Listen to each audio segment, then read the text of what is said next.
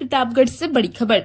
थाना संग्रामगढ़ पुलिस व स्वाट टीम से हुई मुठभेड़ में एक शातिर अभियुक्त के पैर में लगी गोली, गिरफ्तार। आपको बताते चले कि उत्तर प्रदेश जनपद प्रतापगढ़ से बड़ी खबर निकलकर आ रही है। पुलिस अधीक्षक प्रतापगढ़ श्री डॉक्टर अनिल कुमार के निर्देशन में अभियुक्त की गिरफ्तारी हेतु दबिश दी जा रही थी। इसी क्रम में दिनांक 2/2/2025 को रात्रि को एएसपी डब्ल्यू श्री संजय राय व सीओ लालगंज श्री राम सूरत सोनकर के नेतृत्व में थाना संग्रामगढ़ पुलिस व स्वाट टीम द्वारा थाना संग्रामगढ़ क्षेत्रांतर्गत संग्रामगढ़ से जलेश्वरगंज रोड पर ग्राम प्रतापपुर चेरगढ़ के पास चेकिंग के दौरान अभियुक्त द्वारा पुलिस टीम पर फायरिंग की गई। आत्मसुरक्षार्थ पुलिस टीम द्वारा जवाबी फायरिंग में हुई मुठभेड़ में लूट के अभियोग से संबंधित एक शातिर अभियुक्त समीर अहमद पुत्र सिराज अहमद उम्र लगभग 20 वर्ष निवासी पुरे अली नक्कीपुर थाना मानिकपुर जनपद प्रतापगढ़ के बाएं पैर में लगी गोली एवं मौके से गिरफ्तार किया गया। घायल समीर अहमद उपरोक्त को उपचार हेतु सीएचसी संग्रामगढ़ भेजा गया, जहां से डॉक्टर द्वारा घायल को जिला अस्पताल प्रतापगढ़ के लिए रेफर किया गया। एक बदमाश मौके से रात्रि में अंधेरे व भौगोलिक स्थिति का लाभ उठाकर भाग निकला। अभियुक्त समीर अहमद के कब्जे से लूट का एक मोबाइल, एक अदद तमंचा, 315 बोर, एक जिंदा कारतूस, 315 बोर व एक खोखा कारतूस लूट के अभियोग में वंचित था।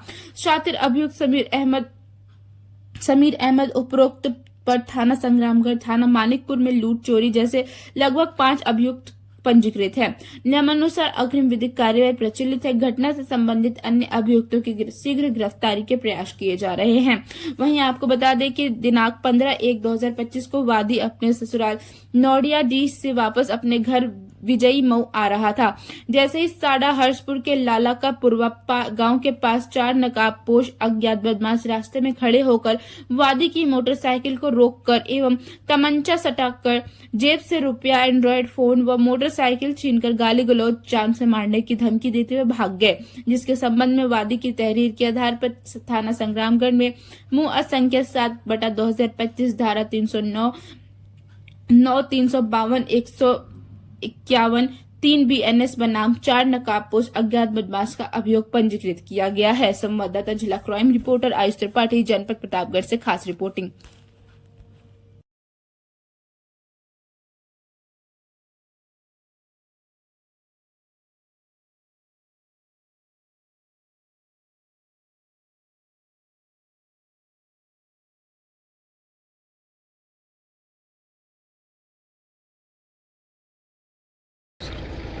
पुलिस अधीक्षक महोदय के चेकिंग के आदेश के क्रम में आज स्वाट टीम और SHO संग्रामगढ़ गोदाई चौराहे के पास चेकिंग कर रहे थे।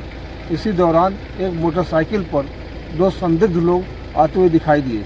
जब उनको रोकने का प्रयास किया तो उन्होंने पुलिस पार्टी पर फायर कर दिया। पुलिस ने भी आत्मसुरक्षा फायर किया, जिसमें एक बदमाश के पैर पर गोली लगी और दूसरा भागने में सफल हो गया। जब इस घायल बदमाश को हॉस्पिटल ले जा रहे थे तो रास्ते में पूछताछ के दौरान इसने अपना नाम समीर अहमद PS मानिकपुर बताया और दूसरे का नाम अमन बताया। इसने यह भी बताया कि दिनांक 15 जनवरी को PS संग्रामगढ़ में इन्होंने एक लूट की घटना कारित की थी, जिसमें एक मोटरसाइकिल, मोबाइल और 500 रुपये छीने थे। इसने यह कार्य अपने अन्य 3 साथियों के साथ किया था। उनके भी नाम बताए हैं। मौके से घटना स्थल पर एक मोटरसाइकिल, एक तमंचा, एक खोखा कारतूस और मोबाइल, लूटा हुआ मोबाइल बरामद किया गया है। शीघ्र ही अन्य अभियुक्तों की गिरफ्तारी की जाएगी।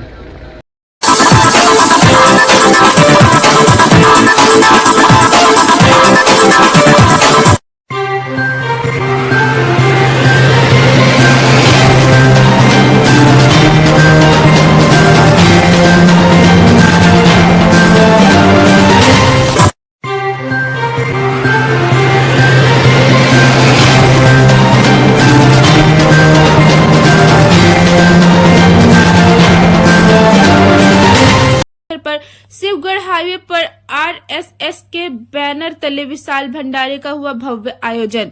आपको बताते चले कि उत्तर प्रदेश जनपद प्रयागराज से बड़ी खबर निकलकर आ रही है। अयोध्या प्रयागराज मार्ग पर स्थित शिवगढ़ चौराहे व आसपास के क्षेत्रों सहित जगह जगह पर पूरे उत्साह के साथ विशाल भंडारे का आयोजन किया गया। शानदार ढंग से समापन हुआ और प्रयागराज व्यापार मंडल जिला उपाध्यक्ष रंजीत केशरवानी ने बताया कि 13 जनवरी 2025 को शुरू हुए महाकुंभ मेले को लेकर मार्केट के प्रतिष्ठित व्यापारी में गजब का उत्साह देखने को मिल रहा है। उसी क्रम के महापर्व मौनी अमावस्या के दिन से वसंत पंचमी तक लगातार विशाल भंडारे का आयोजन कर देश भर से आ रहे दर्शनार्थियों को भोजन प्रसाद ग्रहण कराते हुए चौराहे पर खड़े होकर उनको सही मार्ग प्रशस्त कराया जा रहा है।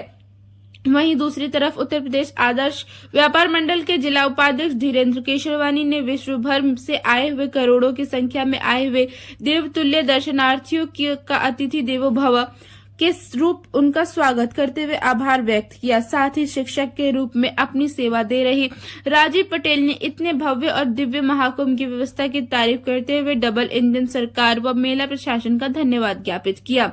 वहीं आपको बता दें कि अपना दल एस के नेता व 255 सोराम विधानसभा में प्रत्याशी की रेस में सबसे लोकप्रिय चेहरा के रूप में किशन सरोज ने कहा कि मेजबानी कर रहे प्रयागराज के व्यापारी बंधु सहित समाज के सभी लोगों का जो भी इस बड़े समागम में अपनी अपनी सेवा दे रहे हैं। रंजीत केशरवानी एडवोकेट ने दुनिया भर के लोगों व शासन प्रशासन के साथ साथ अपने सहयोगी साथियों का दिल की गहराइयों से आभार व्यक्त किया और कार्यक्रम में प्रमुख रूप से शामिल रहे ललित मिश्रा, योगेंद्र वर्मा, राम बहादुर, रमाकांत, राम नगेश मौर्य, राजेश कुशवाहा, शंकर जायसवाल, ब्रिजेश कुशवाहा, दिनेश कुशवाहा, रामचंद्र तिवारी, सुनील सोनी, शोभित मित्तल, शिवम केशरवानी, टिंकू केशरवानी, अजित जायसवाल, रुपेश, लखन पटेल आदि मित्रगण शामिल रहे।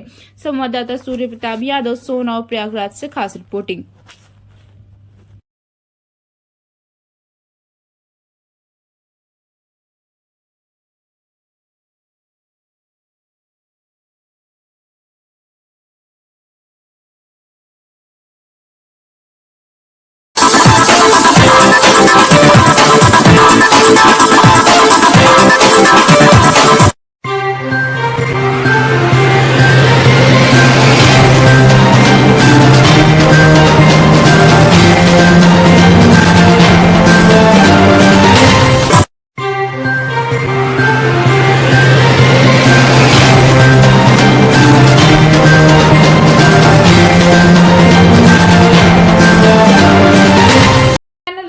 जनपद प्रयागराज से बड़ी खबर।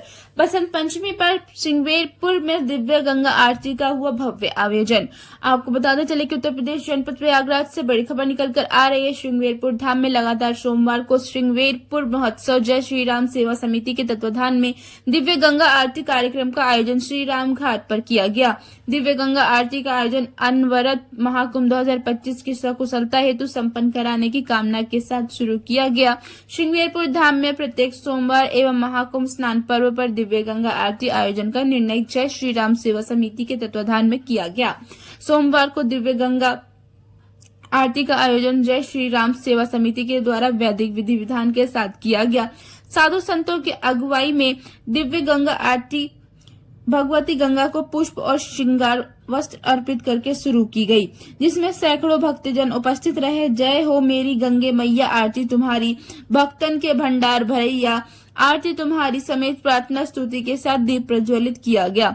शांता श्रृंगी श्री मंदिर पर माथा टेक कर दिव्य गंगा आरती संपन्न की गई। श्रृंगेरपुर महोत्सव के अध्यक्ष संजय तिवारी एवं संचालक अरुण द्विवेदी ने बताया कि महाकुंभ की सकुशलता संपन्नता एवं महाकुंभ के भव्य पर्व की छवि एवं इसकी नैतिकता को जनमानस एवं तक पहुंचाने के उद्देश्य से की गई है। अध्यक्ष संजय तिवारी ने आभार, जबकि श्रृंगेरपुर महोत्सव के संचालक अरुण द्विवेदी ने कार्यक्रम का संचालक किया। इस अवसर पर उपाध्यक्ष श्याम उपाध्याय, वैभव मिश्रा, संतोष शुक्ला, मुन्ना सोनी, नीरज तिवारी, गोलू तिवारी, नरेंद्र, मोनू महाराज, पप्पू त्रिपाठी, मोनू महाराज, सुरेंद्र पुष्पाकर, निर्मल बाबा आदि उपस्थित रहे। संवाददाता मुन्ना सोनी, श्रृंगेरपुर प्रयागराज से खास रिपोर्टिंग।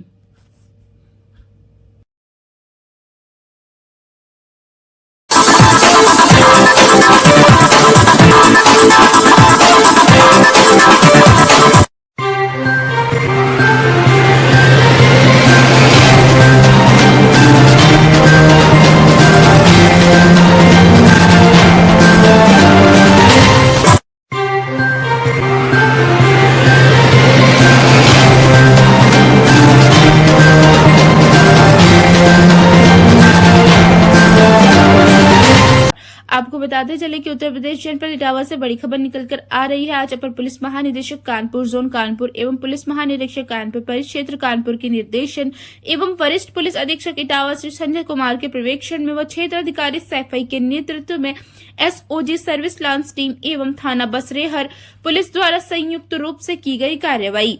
वहीं आपको बता दें कि जनपद में आपराधिक गतिविधियों एवं अवैध मादक पदार्थों की तस्करी की रोकथाम हेतु वरिष्ठ पुलिस अधीक्षक इटावा द्वारा दिए गए निर्देशों के क्रम में अपर पुलिस अधीक्षक ग्रामीण श्री सत्यपाल सिंह के मार्गदर्शन एवं क्षेत्र अधिकारी सैफई श्री पहुप सिंह के कुशल नेतृत्व में दिनांक 3/2/2025 को एसओजी सर्विस लॉन्च टीम एवं थाना बसरेहर पुलिस टीम द्वारा संयुक्त रूप से थाना बसरेहर क्षेत्रांगत पत्तापुर अय्यारा पुलिया के पास नहर पटरी पर संदिग्ध व्यक्ति वाहन चेकिंग की जा रही थी।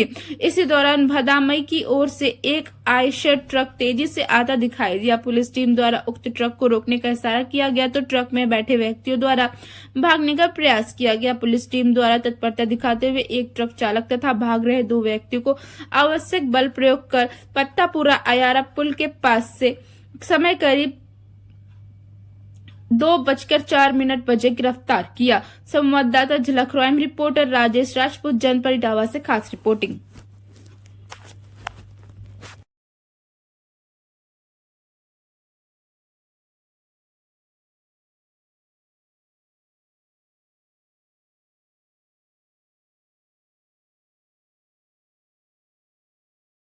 देखिए, दोपहर में बसरेहर थानाध्यक्ष और उनकी टीम सौरभ राणा और एसओजी के जो हमारे इंस्पेक्टर हैं जितेंद्र शर्मा, उनको सूचना मिलती है तो पूरी टीम जो है इस पे लगती है। एक आयसर डीसीएम जो है नया बहुत तेजी के साथ जा रहा था अयारा पुलिया के पास थाना बसरेहर में, जिसको इंटरसेप्ट करके पुलिस पकड़ती है। 3 बदमाश पकड़े जाते हैं और तीनों बदमाश अलग अलग स्थान के रहने वाले हैं। इनमें 2 बदमाश किशनी के रहने वाले हैं, रंजीत, सोनू और तेज प्रताप पकड़े गए हैं, जिनमें जो है सोनू चौहान के लगभग 13 मुकदमे दर्ज हैं। इसमें अपहरण, हत्या, लूट और डकैती के भी मुकदमे दर्ज हैं, गैंगस्टर के भी मुकदमे दर्ज हैं। इस प्रकार से आपराधिक इतिहास है इनका, काफी शातिर बदमाश है। और ये जो पूछताछ हुई है पता चला उड़ीसा से लेकर के ये आए थे और इन्होंने जो है पहले गोरखपुर में कहीं से उतारा था। गोरखपुर के बाद फिर उन्होंने गाड़ी वहां चेंज कर दिया था। उसके बाद पुलिस लगी हुई थी और इसमें टिप ऑफ के आधार पर इनको गिरफ्तार किया गया है तथा 115 किलो के आसपास गांजा बरामद किया गया है और लगभग 1 कुंटल मतलब 1.25 कुंटल के आसपास कह सकते हैं आप, और लगभग 35 लाख की जो गाड़ी है डीसीएम वो बरामद की गई है। टोटल 50 लाख के आसपास की रिकवरी की गई है। आप देख सकते हैं कि काफी अच्छे ढंग से इसको पैक किया गया है गांजे को। और ये भी पूछताछ से संज्ञान में आया है कि कुछ लोगों के नाम कि वो कुछ जनपदों में इसको ले जाकर के एटा जनपद में जाकर के किसी को देते और वहां से फिर सप्लाई विभिन्न स्थानों पर करते। यहाँ पर भी लोकल उन्होंने जो है किसी से कांटेक्ट किया था, जिसको वो अभी हम लोग जानबूझ से उसका नाम एक्सपोज नहीं कर रहे ताकि अन्य कार्रवाई जो अगली होती है वो की जा सके। तो इस प्रकार से सफलता प्राप्त हुई है इटावा पुलिस को। गांजा इतना पकड़ा गया है, लगभग 50 लाख की रिकवरी है और इस प्रकार विधिक कार्रवाई करते हुए 8/20 एनडीपीएस एक्ट के तहत 8/25 थाना बसरेहर में कायम किया गया है और विधिक कार्रवाई करते हुए जेल भेजने की कार्रवाई सुनिश्चित की जा रही है। कब्जे या तस्करी में संलिप्त है ये लोग, जैसा कि पूछताछ से बताया गया है कि जब आप देख रहे हैं कि 2019 से इस तरह के काम में लिप्त थे, कभी किसी प्रकार की घटनाएं, कभी किसी प्रकार की घटनाएं करते थे। आपने देखा होगा हत्या भी इनके खिलाफ दर्ज है और किडनैपिंग भी है, लूट भी है, साथ ही साथ जो है आपका अपहरण भी है इसमें। तो इस प्रकार के शातिर बदमाश है, गैंगस्टर भी है इनके खिलाफ। तो ये लगभग 5-6 साल से इस तरह के कामों में लिप्त है। बाराबंकी पुलिस द्वारा भी इन्हें गिरफ्तार किया गया इसमें कुछ मुलजिमों को। तो इस प्रकार से शातिर बदमाश है और इनके खिलाफ विधिक कार्रवाई करते हुए इसमें और भी मैं कार्रवाई इसमें आप बता दूं कि गैंगस्टर की कार्रवाई भी मैं अग्रिम दिनों में इसमें अमल में लाई जाएगी। सर, ये 3 लोग हैं, क्या और भी सदस्य हैं इनके? अभी कुछ जानकारी जैसे मैंने अभी बताया आपको कि इसमें जो है और सदस्य बिल्कुल शामिल हैं। अभी 2-3 लोगों के नाम और इसमें सामने आए हैं जिनको ये सप्लाई करते हैं और जिनके माध्यम से विभिन्न स्थानों पर बांटे जाते हैं या सप्लाई किए जाते हैं। उनके नाम प्रकाश में आ चुके हैं। बाकी चूंकि अभी उनका नाम लेना समुचित नहीं होगा तो गोपनीयता का मामला है, तो इसलिए पुलिस इस पर और गंभीरतापूर्वक कार्रवाई करते हुए उनके खिलाफ भी कार्रवाई करेगी। साथ ही साथ में गैंगस्टर की कार्रवाई भी अमल में लाई जाएगी। इतनी बड़ी कार्रवाई बसरेहर पुलिस के द्वारा की गई, किस तरह का इनाम दिया जा रहा है आपके द्वारा? हाँ, मेरे द्वारा इसमें पूरी टीम को जो है, जो हमारा थानाध्यक्ष बसरेहर है, एसओजी सर्विलांस की टीम है, और उनकी टीम को जो भी इसमें लगे थे, सौरभ राणा इत्यादि, सभी को जो है 15,000 रुपए का इनाम नगद पुरस्कार से पुरस्कृत किया जा रहा है।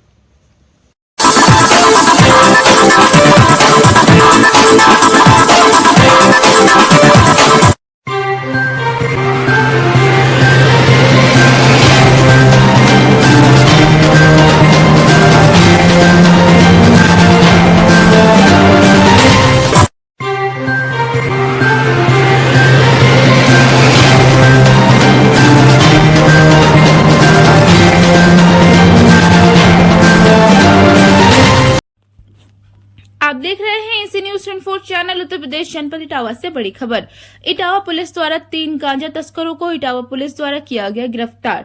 आपको बताते चले कि उत्तर प्रदेश जनपद इटावा से बड़ी खबर निकलकर आ रही है। आज अपर पुलिस महानिदेशक कानपुर जोन कानपुर एवं पुलिस महानिरीक्षक कानपुर परिक्षेत्र कानपुर के निर्देशन एवं वरिष्ठ पुलिस अधीक्षक इटावा श्री संजय कुमार के पर्यवेक्षण में व क्षेत्र अधिकारी सैफई के नेतृत्व में एसओजी सर्विस लांस टीम एवं थाना बसरेहर पुलिस द्वारा संयुक्त रूप से की गई कार्रवाई।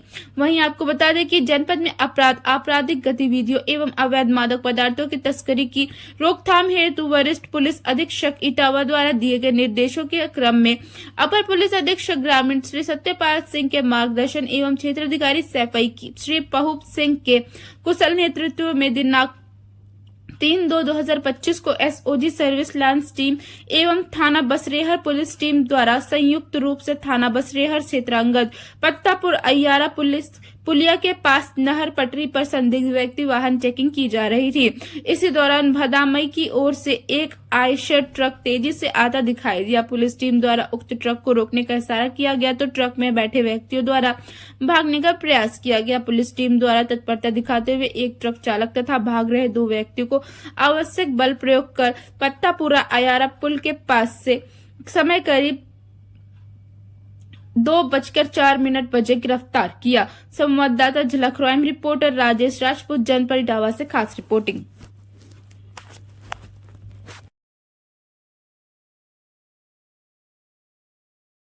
देखिए, दोपहर में बसरेहर थानाध्यक्ष और उनकी टीम सौरभ राणा और एसओजी के जो हमारे इंस्पेक्टर हैं जितेंद्र शर्मा, उनको सूचना मिलती है तो पूरी टीम जो है इस पर लगती है। एक आयसर डीसीएम जो है नया बहुत तेजी के साथ जा रहा था आयारा पुलिया के पास थाना बसरेहर में, जिसको इंटरसेप्ट करके पुलिस पकड़ती है। 3 बदमाश पकड़े जाते हैं और तीनों बदमाश अलग अलग स्थान के रहने वाले हैं। इनमें 2 बदमाश किशनी के रहने वाले हैं, रंजीत, सोनू और तेज प्रताप पकड़े गए हैं, जिनमें जो है सोनू चौहान के लगभग 13 मुकदमे दर्ज हैं। इसमें अपहरण, हत्या, लूट और डकैती के भी मुकदमे दर्ज हैं, गैंगस्टर के भी मुकदमे दर्ज हैं। तो इस प्रकार से आपराधिक इतिहास है इनका, काफी शातिर बदमाश है।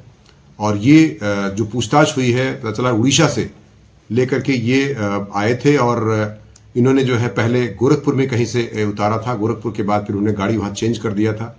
उसके बाद पुलिस लगी हुई थी और इसमें टिप ऑफ के आधार पर इनको गिरफ्तार किया गया है तथा 115 किलो के आसपास गांजा बरामद किया गया है और लगभग 1 कुंटल मतलब 1.25 कुंटल के आसपास कह सकते हैं आप, और लगभग 35 लाख की जो गाड़ी है डीसीएम वो बरामद की गई है।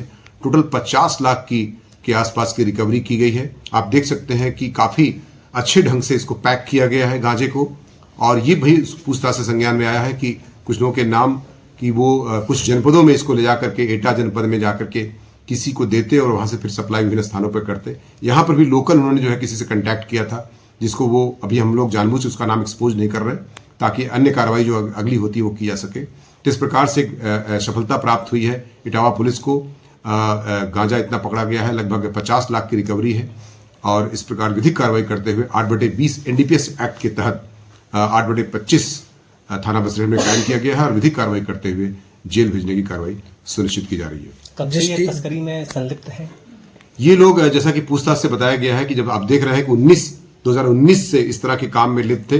कभी किसी प्रकार की घटनाएं, कभी किसी प्रकार की घटनाएं करते थे। आपने देखा होगा हत्या भी इनके खिलाफ दर्ज है और किडनैपिंग भी है, लूट भी है, साथ ही साथ जो है आपका अपहरण भी है इसमें। तो इस प्रकार की शातिर बदमाश है, गैंगस्टर भी है इनके खिलाफ।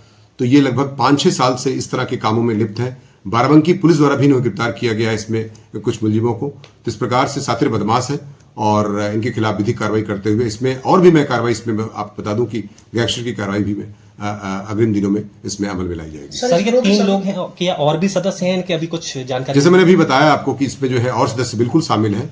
अभी 2-3 लोगों के नाम और इसमें सामने आए हैं जिनको ये सप्लाई करते हैं और जिनके माध्यम से विभिन्न स्थानों पर बांटे जाते हैं या सप्लाई किए जाते हैं। उनके नाम प्रकाश में आ चुके हैं। बाकी चूंकि अभी उनका नाम लेना समुचित नहीं होगा तो बिल्कुल गोपनीयता का मामला है, तो इसलिए पुलिस इस पर और भी गंभीरतापूर्वक कार्रवाई करते हुए उनके खिलाफ भी कार्रवाई करेगी। साथ ही साथ में गैंगस्टर की कार्रवाई भी अमल में लाई जाएगी। इतनी बड़ी कार्रवाई बसरेहर पुलिस के द्वारा की गई, किस तरह का इनाम दिया जा रहा है आपके द्वारा? हाँ, मेरे द्वारा इसमें पूरी टीम को जो है, जो हमारा थानाध्यक्ष बसरेहर है, एसओजी सर्विलांस की टीम है और उनकी टीम को जो भी इसमें लगे थे, सौरभ राणा इत्यादि, सभी को जो है 15,000 रुपए का इनाम नगद पुरस्कार से पुरस्कृत किया जा रहा है। हम मीडिया से ये निवेदन करते हैं और राष्ट्रीय अध्यक्ष श्री अखिलेश यादव जी का निवेदन दोहराते हैं कि लोकतंत्र भाजपा किस तरह से तबाह करने पर लगी हुई है। लोकतांत्रिक प्रणाली, लोकतांत्रिक व्यवस्था एक संवैधानिक व्यवस्था है। इसलिए श्री अखिलेश यादव जी ने ये निवेदन किया था आप लोगों से, मीडिया से, कि वहाँ मिल्कीपुर देश भर का मीडिया पहुँचना चाहिए जिससे वो देख सके कि भाजपा के शासन में किस तरह से मतदान होता है, मतदाताओं का सम्मान होता है और उन्हें निर्भय होकर के निष्पक्ष मतदान करने की सुविधा होती है। अभी एक दिन पहले समाजवादी पार्टी के राष्ट्रीय अध्यक्ष श्री अखिलेश यादव जी ने मिल्कीपुर में चुनाव की सभा को संबोधित किया था।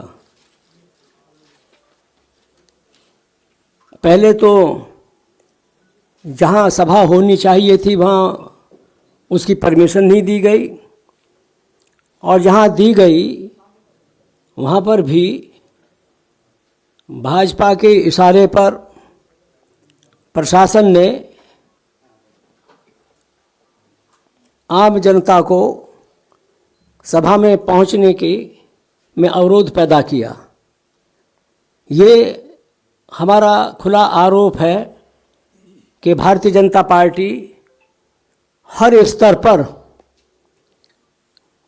लोकतंत्र की हत्या करना अपना धर्म मानती है।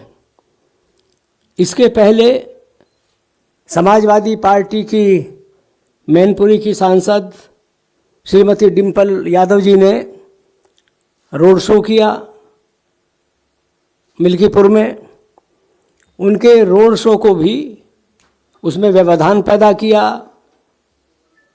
पुलिस ने उनके खिलाफ, रोड शो के खिलाफ कार्रवाई करने भी काम किया गया।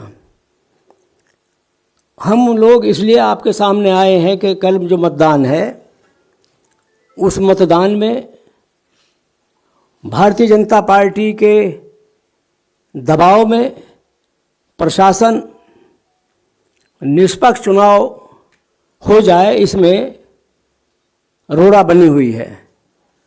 और श्री अखिलेश यादव जी ने ये साफ कहा कि ये मिल्कीपुर का जो चुनाव है, उपचुनाव जो है, इसमें ये चुनाव प्रशासन और जनता के बीच का चुनाव है। लोकतंत्र में प्रशासन की जिम्मेदारी व्यवस्था करने की होती है, लेकिन भारतीय जनता पार्टी प्रशासन का जिस तरह से इस्तेमाल कर रही है, सत्ता का दुरुपयोग कर रही है, उससे निर्वाचन आयोग को भी मौन नहीं रह सकती। निर्वाचन आयोग संवैधानिक संस्था है। संविधान को बचाने के लिए लोकतांत्रिक प्रक्रिया को सुचारू रूप से संपन्न कराने में उनकी जिम्मेदारी है। लेकिन जो कुछ भी पिछले विधानसभा के उपचुनाव में हुआ और जो नंगा नाच पुलिस ने किया, मतदाताओं को रोका गया, धमकी दी गई, पिस्तौल दिखाई गई, मतदान नहीं करने दिया गया, पुलिस ने मतदान को अपने हाथ में लिया और मतदान किया, फर्जी मतदान किया। सारा देश ये बात जानता है। मिल्कीपुर में जो कुछ भी कल से, जब से राष्ट्रीय अध्यक्ष जी की सभा हुई और आज तक की जो रिपोर्ट्स हैं, उसमें समाजवादी पार्टी के पोलिंग एजेंट्स को धमकाया जा रहा है, घरों पर पुलिस हमला कर रही है, गिरफ्तार किया जा रहा है, समाजवादी पार्टी के समर्थकों को उनके घरों पर जाकर के तलाशी ली जा रही है। मिल्कीपुर में आतंक का वातावरण व्याप्त है और इसलिए श्री अखिलेश यादव जी ने कहा था कि मीडिया चूंकि लोकतंत्र का एक मजबूत स्तंभ है, एक माध्यम है, इसलिए उनको भी मिल्कीपुर के कल के 5 तारीख के मतदान में पहुंचना चाहिए मीडिया को और देखना चाहिए किस तरह से भारतीय जनता पार्टी के इशारे पर प्रशासन चुनाव को प्रभावित करने में लगा हुआ है। ये लोकतंत्र के खिलाफ साजिश है। भारतीय जनता पार्टी का लोकतंत्र में भरोसा नहीं है, जनता पर भरोसा नहीं है और ये पहले भी उनका चरित्र उजागर हो चुका है, पिछले उपचुनाव में भी और इस मिल्कीपुर के उपचुनाव में भी वही करने की कोशिश की जा रही है। जनता पर भरोसा होता तो वो इस तरह का लोगों को धमकी, उनके खिलाफ फर्जी मुकदमा लगाना, इस तरह की जो कार्रवाई की जा रही है मिल्कीपुर में, वो अलोकतांत्रिक है, असंवैधानिक है और जो प्रशासन के अधिकारी और पुलिस प्रशासन के लोग ये जो कार्रवाई करने में लगे हुए हैं, उन्हें ये संज्ञान में रहना चाहिए कि सरकार जनता बनाती है, जनता सरकार से हटा देती है, लेकिन नौकरशाही का एक उनकी जिम्मेदारी है, उनकी रूल बुक है, उसके हिसाब से ही, उसके आधार पर ही उन्हें काम करना चाहिए। भारतीय जनता पार्टी जो उस पोलिंग बूथ के मतदाता नहीं है या गैरहाजिर हैं या वो उनकी मृत्यु हो गई है या और कारण से वो मतदान करने के लिए अधिकृत नहीं है उस पोलिंग बूथ पर, वहाँ पर भी भारतीय जनता पार्टी के लोग फर्जी पर्ची बनवा करके उनका मतदान, फर्जी मतदान कराने की साजिश में लगे हुए हैं।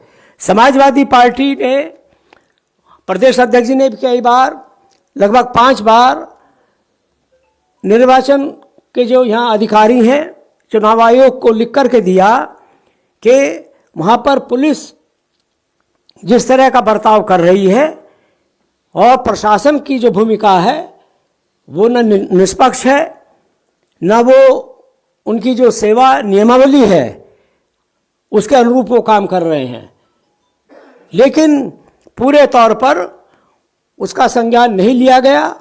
और अब हालात ये है कि कल मतदान है। भारतीय जनता पार्टी ये चाहती है, चूंकि वो अयोध्या लोकसभा चुनाव हार चुकी है और उसको लेकर के वो समझती है कि लोकतंत्र में ये कैसे हुआ। अगर ये इस तरह की भूमिका श्री अखिलेश यादव जी मुख्यमंत्री रहते हुए अपनाते तो दिल्ली में भारतीय जनता पार्टी की सरकार नहीं बन सकती थी। समाजवादी पार्टी के राष्ट्रीय अध्यक्ष श्री अखिलेश यादव जी का संविधान के अनुसार लोकतांत्रिक प्रणाली, लोकतांत्रिक व्यवस्था में विश्वास है और इसीलिए निष्पक्ष चुनाव हुआ समाजवादी सरकार में, लोकसभा का भी और विधानसभा का भी। लेकिन भारतीय जनता पार्टी की नीयत लोकतंत्र के प्रति उस तरह की भावना उनकी नहीं है। लोकतांत्रिक व्यवस्था जो पवित्र व्यवस्था है, जो जनता का संवैधानिक अधिकार है, उस पर वो कुठाराघात करने में उतारू है और एक तरह से लोकतंत्र की हत्या करना चाहती है भारतीय जनता पार्टी। लेकिन समाजवादी पार्टी का ये मानना है और ये संकल्प है समाजवादी पार्टी का कि समाजवादी पार्टी हर स्तर पर लोकतंत्र को बचाने की लड़ाई लड़ेगी, जनता के अधिकार के लिए तमाम जो भी संघर्ष हो सकता है समाजवादी पार्टी करेगी। भारतीय जनता पार्टी को अपने इन कुत्सित इरादों में कामयाब समाजवादी पार्टी नहीं होने देगी, जनता के अधिकारों की हत्या नहीं होने देगी। हम लगातार इस कोशिश में हैं कि लोकतंत्र के साथ किसी तरह का भारतीय जनता पार्टी खिलवाड़ ना कर सके। इसलिए कल 5 तारीख के मतदान में आप लोग अगर पहुंचेंगे तो ये आपकी जो लोकतांत्रिक जिम्मेदारी है उसका आप निर्वहन करेंगे।